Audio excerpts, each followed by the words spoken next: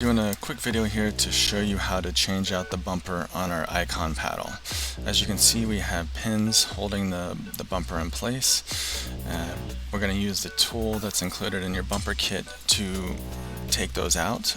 You start by hitting the edge of it in the groove to lift it up and then to pop out that pin.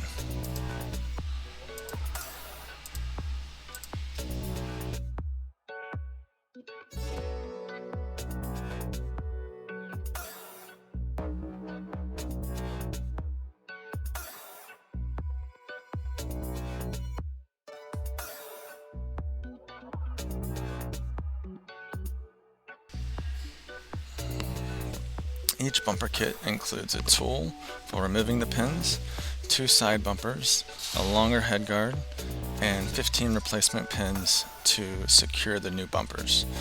Once you have all the pins out of your old bumpers, you can remove the bumper and start inserting the new bumper.